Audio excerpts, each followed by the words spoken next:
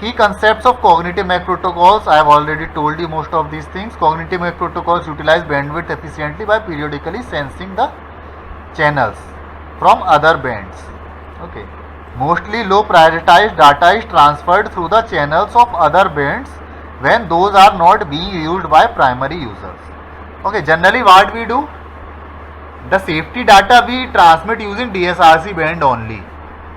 Okay, so if we have any cognitive band free, then what we can do, the whole of the DSRC bands, means one control channel and 6 service channel, we can use for the transmission of safety data only.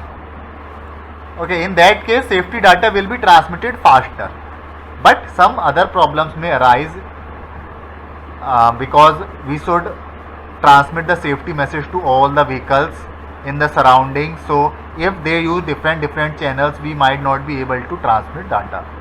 Okay, however, if there is a problem, then you should be actually happy, because if there is a problem, you have an area of extending your research. Okay, if there is no problem, then you won't be able to do your research.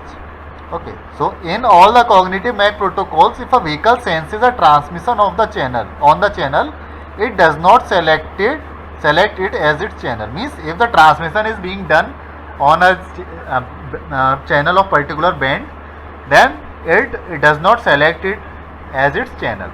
Okay, obviously we in every protocol we do that.